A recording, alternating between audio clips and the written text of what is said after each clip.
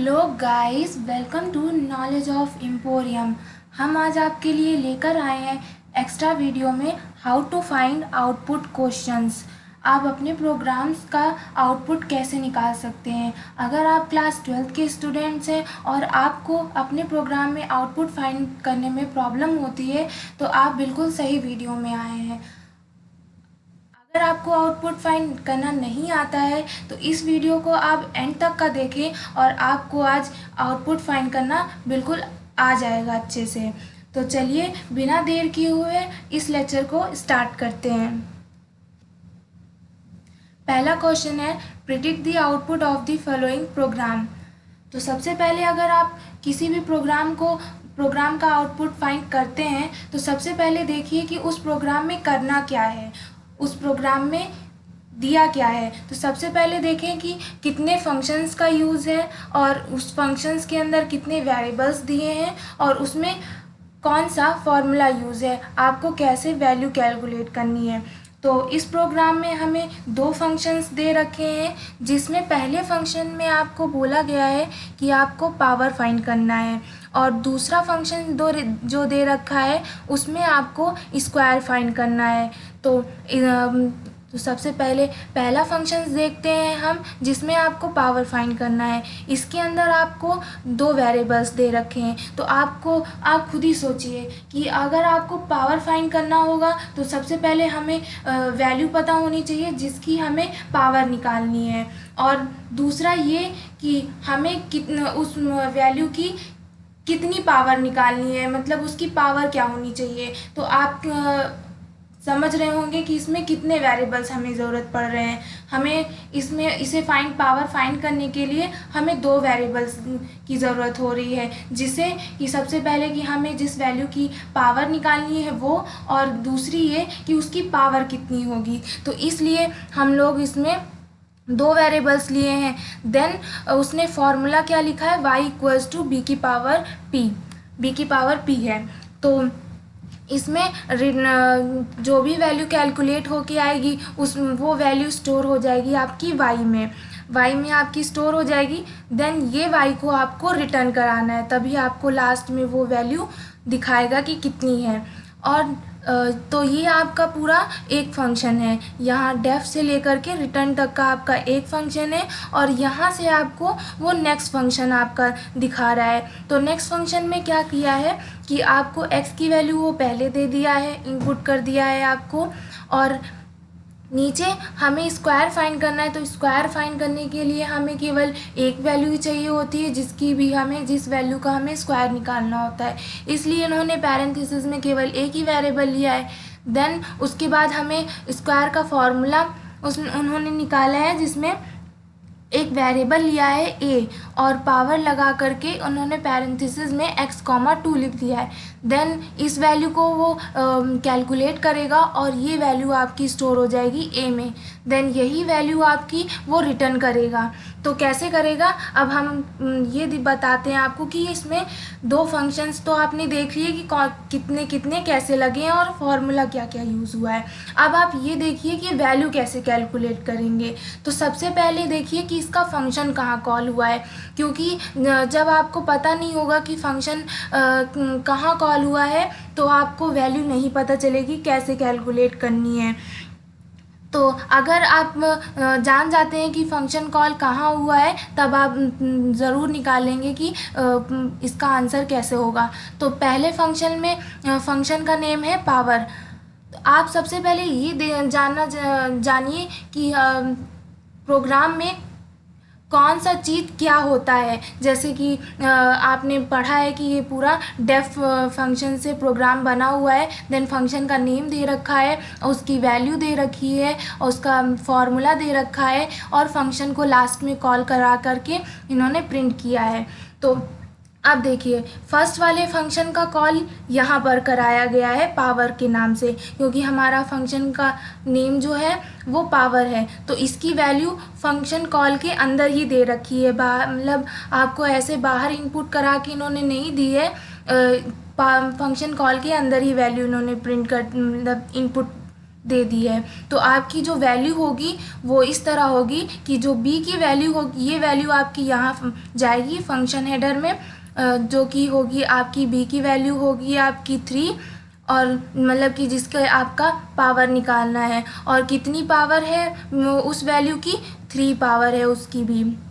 तो आपकी वैल्यू यहाँ पास रखेंगे आप 3, और 3 की पावर हो जाएगी 3, ऐसे कुछ लिखा जाएगा इसे, 3 की पावर 3। तो आपकी कैलकुलेट होके वैल्यू जो आएगी वो आएगी 27। तो ये वैल्यू आपकी कैलकुलेट होके आई, और ये वैल्यू जो आई आपकी, ये वैल्यू स्टोर हो जाएगी y में। देन यही y आपका रिटर्न कर रहा है यहाँ पास उस, तो आपको फर्स्ट फंक्शन की वैल्यू मिल गई। देन आप इसे यहीं छोड़ दीजिए। इसके बाद देखिए कि फर्स्ट फंक्शन की वैल्यू कितनी कैलकुलेट होके हमें मिल रही है। तो फर्स्ट फंक्शन में आपको फंक्शन कॉल में नहीं दे रखी है वैल्यू, तो x की वैल्यू उन्होंने पहले ही डिनोट कर दी है आउट ऑफ द प्रोग्राम। तो x की वैल्यू यहाँ आएगी, ये वाली 5, ये पैरेंथेसिस के अंदर। तो x की वैल्यू आपकी 5 हो जाएगी। देन ये वेरिएबल है a, इसके अंदर यहाँ पास 5 जाएगा, तो 5 की पावर हो जाएगी 2। तो आपकी वैल्यू जो कैलकुलेट होके यहाँ पास आएगी वो आएगी 25। तो ये वैल्यू जो आई आपकी, ये जा कर के a में स्टोर हो जाएगी। a में स्टोर होगी, देन आपकी ये वैल्यू रिटर्न करेगा। उसके बाद फंक्शन को वो कॉल तो वो पहले कर चुका, तो कॉल देन आपकी फंक्शन को कॉल करेगा कैसे, पहले वाले सेकेंड वाले फंक्शन को उसने पहले कॉल कराया है। तो यहाँ पास इसकी वैल्यू क्या कैलकुलेट होके आएगी आपकी 25 आएगी, और नेक्स्ट वाले फंक्शन के कॉल की जो वैल्यू आई आपकी वो 27 आई। तो यहाँ पास 27 लिख देंगे। उसके बाद फंक्शन कॉल में इसने क्या किया है कि दोनों फंक्शन को कॉल कराया है और बीच में ऐड का साइन लगा दिया है। तो ये दोनों वैल्यू जो आपकी आई वो आपकी ऐड हो जाएगी। तो ऐड होके जो कैलकुलेटेड वैल्यू आएगी 5 7 12 और 2 2 4 1 5, आपका जो कैलकुलेटेड वैल्यू आई मतलब 52, वो आपकी रिज़ल्ट में स्टोर हो जाएगी 52। उसके बाद उसी रिज़ल्ट को इन्होंने प्रिंट करा दिया है। तो यहाँ पास रिज़ल्ट की वैल्यू 52 आई आपकी, तो ये वैल्यू लास्ट में आपको 52 प्रिंट करके दे देगा, इसलिए ये आंसर आपका 52 आ रहा है इसका। तो आपको सबसे पहले ये देखना होता है प्रोग्राम में कि प्रोग्राम किस चीज़ का है और हमें क्या फाइंड करना है इसमें। तो ये था आउटपुट क्वेश्चन पहला। अब चलते हैं नेक्स्ट क्वेश्चन में, इसमें भी हमें आउटपुट फाइंड करना है। तो चलिए देखते हैं, समझते हैं प्रोग्राम में कि इस प्रोग्राम में हमें क्या करना है। तो इसमें आप देखिए कि सबसे पहले हम देखेंगे कि हमें फंक्शन कितने दे रखे हैं। तो फंक्शन देखेंगे तो हमें फंक्शन केवल इसमें एक ही दे रखा है, क्योंकि डेफ का यूज़ केवल एक बार हुआ है इसमें। देन इसमें आपको जो वैल्यू प्रिंट करके देनी है वो 3 बार आपकी आएगी। कैसे? क्योंकि आप देखिए लास्ट में इन्होंने जो जिसकी भी हमें वैल्यू प्रिंट करानी है उसे उस नंबर को इन्होंने 3 बार प्रिंट किया है। तो सबसे पहले देखते हैं कि क्या है इसमें। तो एक वेरिएबल लिया है इन्होंने नम नाम का, जिसमें इन्होंने वैल्यू स्टोर करा दी है 1। देन फंक्शन लगाया है इन्होंने, और फंक्शन के अंदर इन्होंने कोई भी वैल्यू नहीं दी है। देन उसके बाद फंक्शन के अंदर इन्होंने जो नम वेरिएबल लिया था, जिसमें इन्होंने 1 वैल्यू स्टोर कराई थी, ये वैल्यू स्टोर कराई थी, उन्होंने क्या कहा है कि नम यहाँ पर वो ग्लोबल है। आपका जो नम है वो ग्लोबल है। ग्लोबल तो हमारा ये वैसे भी है, क्योंकि ये हमारा आउट ऑफ द प्रोग्राम ये जो भी variable out of the program लिखे जाते हैं वो हमारे ग्लोबल होते हैं। हमने ये पहले ही आपको बता दिया था। अगर आपको नहीं पता है कि ग्लोबल और लोकल वेरिएबल्स क्या होते हैं तो उनकी वीडियोस हमने पहले ही अपलोड कर चुके हैं। अगर आपने नहीं देखी है तो आप उन वीडियोस को देख सकते हैं हमारे चैनल की प्लेलिस्ट में जा कर के, और सीख सकते हैं ग्लोबल और लोकल वेरिएबल्स क्या होते हैं। तो आप सीख सकते हैं। देन आप ये क्वेश्चन सॉल्व करेंगे तो अच्छे से आपको समझ में आएगा और आपसे ईज़िली सॉल्व हो जाएगा। तो जो नम था हमारा उन्होंने यहाँ पर ग्लोबल कर दिया। देन उन्होंने वैल्यू नम की चेंज कर दी है फंक्शन के अंदर आने पर।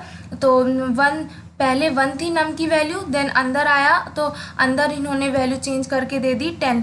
देन उसी नम को इन्होंने बाद में रिटर्न कराया है। उसके बाद उन्होंने प्रिंट करा दिया है नम। उसके बाद क्या किया है कि इस वाले प्रिंट में इन्होंने फंक्शन को कॉल कराया है और प्रिंट किया है, दोनों एक साथ काम कर दिया है। देन लास्ट में इन्होंने क्या किया है, फिर से नम को प्रिंट करा दिया है। तो इसमें जो हमारी वैल्यू मिलेगी वो हमारी अलग अलग मिलेगी। कैसे? क्योंकि जब कंप्यूटर इस प्रोग्राम को एग्जीक्यूट करेगा ना तो सबसे पहले देखेगा कि आपका ग्लोबल वैल्यू कहाँ है। तो जो आपकी ग्लोबल वैल्यू होती है ना वो वैल्यू सबसे पहले प्रिंट होती है। तो आपकी ग्लोबल वैल्यू में हमारी जो वैल्यू होगी यहाँ पर वो 1 होगी, क्योंकि हमारा जो नम है वो आपका ग्लोबल वेरिएबल है। इसलिए जो सबसे पहला प्रिंट होगा आपका वो आपकी आएगी वैल्यू वहाँ पर 1। देन यहाँ पर इन्होंने फंक्शन को कॉल करा के कराया है, तो मतलब कि हमारा जो फंक्शन के अंदर जो हमें नम की वैल्यू दे रखी थी वो प्रिंट होगी। मतलब कि यहाँ पास वैल्यू जो आएगी वो 10 आएगी, तो यहाँ 10 आएगी। देन लास्ट में इन्होंने प्रिंट कराया है तो भी यहाँ पास हमारे लास्ट में भी वैल्यू हमारी 10 आएगी। तो आंसर देख लेते हैं क्या आ रहा है इसका। तो ये देखिए, पहले में 1, दूसरा 10, तीसरा भी 10। तो ये था सेकंड क्वेश्चन। अब चलते हैं नेक्स्ट क्वेश्चन में। आप हमारे तक लास्ट तक बने रहिएगा ताकि आपको सारे क्वेश्चन आउटपुट वाले फाइंड करना पता चल सके कि अलग अलग क्वेश्चन किस तरह से फाइंड करते हैं। तो थर्ड क्वेश्चन में क्या करना है, how many times will Python execute the code inside the following while loop. इसमें क्या है, लूप लगाया गया है प्रोग्राम में। एक प्रोग्राम दिया गया है, उसमें वाइल लूप के अंदर 2 कंडीशन आपको दे रखी है। कंडीशन क्या रखी है कि जो हमारी आई की वैल्यू होगी वो i इज़ लेस देन 0। मतलब कि पहली कंडीशन है कि आपका जो i की वैल्यू होगी वो हमारी लेस देन होनी चाहिए 0। और जो दूसरी कंडीशन लगा रखी है इन्होंने वो लगा रखी है i इज़ ग्रेटर देन 2। मतलब कि i की जो वैल्यू होगी वो हमारी 2 से बड़ी होनी चाहिए। इसमें क्या होगा कि आपका जो इसमें वर्ड यूज़ किया है इन्होंने एंड, तो उसकी वजह से इसमें आपको जो भी कंडीशन आपको यहाँ देखेंगे वो कंडीशन में आपको दोनों कंडीशन ट्रू होनी चाहिए आपकी। अगर आपकी दोनों में से कोई भी एक कंडीशन रॉन्ग है तो आपका आगे प्रोग्राम नहीं चलेगा। तो उसके लिए आपको दोनों कंडीशन ट्रू होनी चाहिए। तो सबसे पहले देखते हैं हम यहाँ पास आई की वैल्यू क्या दे रखी है। तो यहाँ पास आउट ऑफ द प्रोग्राम मतलब लूप के इन्होंने आई की वैल्यू इनपुट कराई 0। तो यहाँ पर आप रख कर देखेंगे आई की वैल्यू कि कंडीशन ट्रू हो रही है कि नहीं। तो चलिए हम यहाँ पास आई की वैल्यू रखते हैं। पहली कंडीशन में आई की जगह 0 रखा, तो 0 इज़ लेस देन 0। मतलब कि यहाँ पास ये कंडीशन आपकी ट्रू नहीं हो रही है, फॉल्स हो रही है। तो हमने देखा फर्स्ट कंडीशन तो हमारी फॉल्स है। देन नेक्स्ट कंडीशन में चलते हैं, वो नेक्स्ट कंडीशन में जाएगा, देखेगा कि ट्रू है कि फॉल्स। तो यहाँ भी रखा 0 इज़ चेक करेगा 0 इज़ ग्रेटर देन 2। नहीं, आपका 2 हमारा 0 से बड़ा नहीं होता है, 0 से बड़ा नहीं होता है आपका 2, सॉरी गड़बड़ कर दिया हमने। मतलब कि 0 आपका बड़ा है 2 से। क्या कह रहे हैं हम गड़बड़ करते हैं। मतलब कि यहाँ बस आपकी कंडीशन फॉल्स हो रही है। क्यों? क्योंकि आपका जो 0 है वो आपका बड़ा नहीं है 2 से, इसलिए आपकी ये कंडीशन फॉल्स हुई। तो दोनों कंडीशन आप यहाँ देखेंगे कि फॉल्स है कि ट्रू है। अगर दोनों कंडीशन फॉल्स हुए तब भी ये आपका आगे प्रोग्राम नहीं चलेगा। अगर एक कंडीशन ट्रू है और दूसरी कंडीशन फॉल्स है तब भी आपका ये प्रोग्राम नहीं चलेगा आगे। ये प्रोग्राम तब चलेगा आगे जब आपकी कंडीशन दोनों ट्रू हो। एंड अगर आपके प्रोग्राम में एंड लगा हुआ है और दोनों कंडीशन में ट्रू हो रही है आपकी कंडीशन, तब ये आगे प्रोग्राम चलेगा। तो इसमें तो दोनों ही फॉल्स हो रही है, तो आगे हमारा प्रोग्राम नहीं चलेगा। तो आगे प्रोग्राम जब हमारा चलेगा ही नहीं, तो हमारा जो वाइल लूप का टाइम होगा एग्जीक्यूट होने का, वो एक भी बार नहीं हुआ। तो जब एक भी बार नहीं हुआ, तो हमारी जो टाइम आई वो हमारी ज़ीरो आई, क्योंकि हमारी कंडीशन पहले ही फॉल्स हो गई। अगर मान लीजिए अगर हमारी यहाँ कंडीशन ट्रू होती, तब यहाँ पर कोई एग्जीक्यूशन का टाइम आता। जब हमारी कंडीशन ही ट्रू नहीं है, इसलिए इसमें जो रखा गया है वो ज़ीरो रखा गया है। तो अब नेक्स्ट क्वेश्चन में चलते हैं। तो नेक्स्ट क्वेश्चन में बोला है give the output of the following justification. मतलब इस प्रोग्राम में आपको आउटपुट भी देना है और जस्टिफाइड भी करना है कि कैसे इसका आंसर इतना आ रहा है। तो सबसे पहले देखते हैं कि इस प्रोग्राम में किया क्या है। इसमें क्या किया है, सबसे पहले एक वेरिएबल लिया है और उस वेरिएबल में 3 वैल्यू स्टोर करा दी गई है। देन इसमें नेक्स्ट स्टेप क्या किया है, x plus equal to x minus X, और ये फाइंड करना वैल्यू फार्मूला लगा रखा है इन्होंने। उसके बाद उस x की वैल्यू ही हमें फाइंड करनी है, तो x को उसने प्रिंट कर दिया है। तो इसकी वैल्यू कैसे निकलेगी आप देखिए।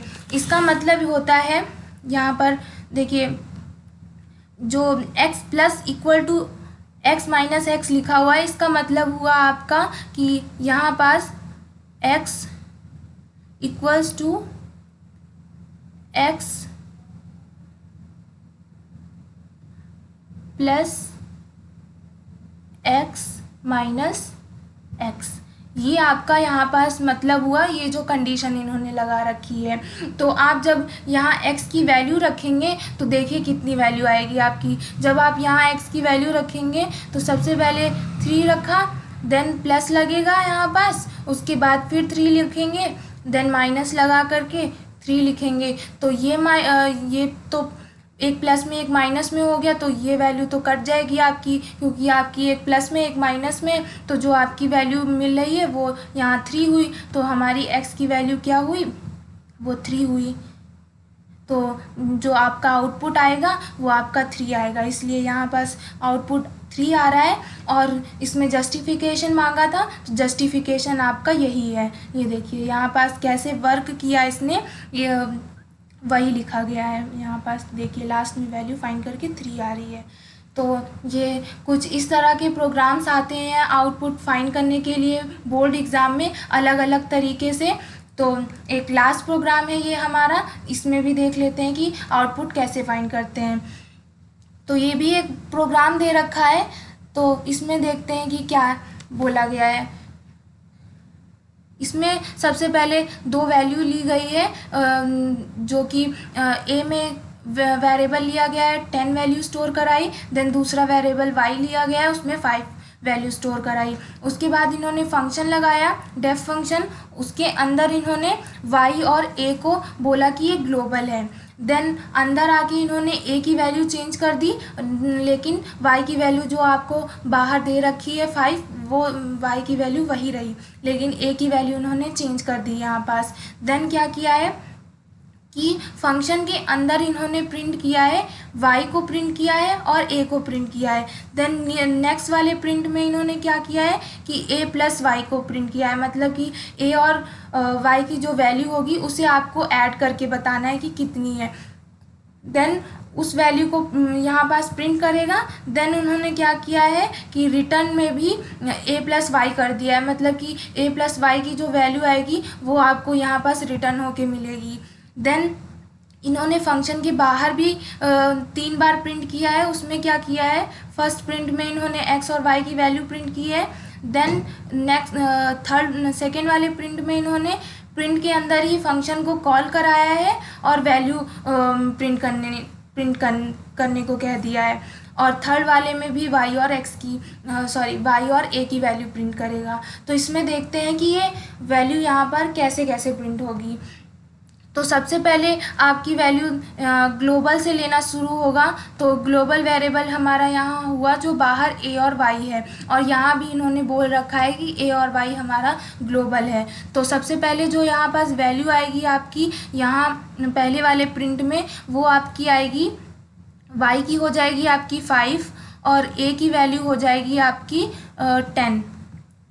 तो पहले में तो ये आएगी, उसके बाद जब यहाँ प्रिंट करेगा ये उसमें यहाँ पास वैल्यू को ऐड करना है। तो आपका ए की वैल्यू जो लेगा वो आप सोच रहे होंगे 10 लेगा, नहीं, यहाँ 10 नहीं लेगा, क्योंकि ये प्रोग्राम के अंदर लिया है, इसलिए लोकल वेरिएबल की वैल्यू लेगा, ये ग्लोबल की नहीं लेगा। तो लोकल में हमें इसने क्या ए की वैल्यू फाइंड कर रखी है, ए की वैल्यू दे रखी है 2, लेकिन इन्होंने वाई की वैल्यू ग्लोबल में नहीं डिफाइन कर रखी है। तो जब लोकल में, अगर लोकल के अंदर उन्होंने कोई भी वेरिएबल की वैल्यू फाइंड नहीं कर रखी होती है, तो जो ग्लोबल में दे रखी होती है हम लोग वही वैल्यू लेते हैं। तो यहाँ पास तो ए की वैल्यू 2 हो जाएगी, ए की वैल्यू तो यहाँ पास 2 होगी आपकी, बट जो वाई की वैल्यू लेंगे वो आपकी आएगी ऊपर से ही 5 आएगी। तो 5 + 2 करेंगे तो आपकी वैल्यू यहाँ पास जो आएगी वो आएगी 7। तो यहाँ पास 7 आ जाएगा। देन ए + वाई को इन्होंने रिटर्न किया है, मतलब कि यहाँ पास रिटर्न होके जो वैल्यू आपकी आई सम होके वो वैल्यू को रिटर्न करेगा, मतलब कि 7 को यहाँ रिटर्न करेगा। देन आपके फंक्शन के अंदर जितने प्रिंट थे वो तो कर दिया, और उसकी वैल्यू भी आपने फाइंड कर ली। देन उसके बाद फंक्शन के बाहर जो प्रिंट किया है अब उसकी वैल्यू निकालिए। उसने क्या है कि सबसे पहले जो वैल्यू आपकी प्रिंट होगी उसमें कौन सी प्रिंट होगी, आपकी वाई की वैल्यू तो आपकी 5 ही रहेगी। देन जो ए की वैल्यू होगी आपकी वो आपकी ग्लोबल लेगी, लोकल लेगी। तो जो आपका 2 यहाँ पास आपने वैल्यू यहाँ पास इनपुट कराई थी वो वैल्यू आपकी प्रिंट होगी, तो यहाँ ए की वैल्यू 2 हो जाएगी। यहाँ पास फंक्शन को कॉल करा के वैल्यू दिया है, प्रिंट करना है, तो आपकी वैल्यू यहाँ पास रिटर्न होके जो यहाँ पास वैल्यू आपको देगा ना, रिटर्न तभी हो, यहाँ पास 7 तभी रिटर्न करेगा जब आप इस फंक्शन को कॉल कराएंगे यहाँ पास। तो यहाँ पास इस फंक्शन को इन्होंने कॉल कराएंगे तभी ये वैल्यू यहाँ पास 7 रिटर्न होके आपको देगा। तो ये वैल्यू तो आपने पहले ही यहाँ पास निकाल ली थी। देन आपको वो वैल्यू यहाँ भी 5,2 ही प्रिंट करके देगा यहाँ पास। तो यहाँ भी वैल्यू आपकी 5,2 आ जाएगी। तो इसका आंसर देख लेते हैं कि क्या है। तो देखिए सबसे पहले जो आपकी वैल्यू आई थी वो आई थी वाई की वैल्यू 5 आई थी, ए की वैल्यू 2। देन नेक्स्ट में आपकी ए की वैल्यू 10, नेक्स्ट में आपकी 5 ए की वैल्यू 5 आई, वाई की वैल्यू 5 आई और ए की वैल्यू 2 आई। देन नेक्स्ट में जब आपने सम किया इन दोनों का तो 7 आया। देन आपने फंक्शन को कॉल करके जब वैल्यू को रिटर्न कराया था तब भी आपको सम वाली वैल्यू रिटर्न करनी थी, तो 7 यहाँ रिटर्न करके आया। और लास्ट वाले में जो वैल्यू प्रिंट की थी उसमें भी वाई की वैल्यू 5 और ए की वैल्यू 2 आएगी आपकी। तो ये कुछ डिफरेंट से प्रोग्राम होते हैं जिसमें आपको आउटपुट क्वेश्चंस फाइंड करना होता है। इस तरह बहुत सारे क्वेश्चन होते हैं कि प्रैक्टिस करने के लिए आपके आउटपुट क्वेश्चंस के। तो हम यही नहीं और भी आपके लिए ये वीडियो बनाएंगे जिससे आप सीख सकें कि प्रोग्राम्स का आउटपुट कैसे निकालते हैं। तो जिन बच्चों को प्रॉब्लम होती है फाइंड करने में आउटपुट वाले प्रोग्राम्स में, वो इन वीडियोस को देख करके आप सीख सकते हैं। तो अगर आपको हमारी आज की वीडियो पसंद आई हो तो हमारी वीडियो को लाइक, शेयर, कमेंट करना ना भूलें और सब्सक्राइब भी ज़रूर करें। Thank you for the watching.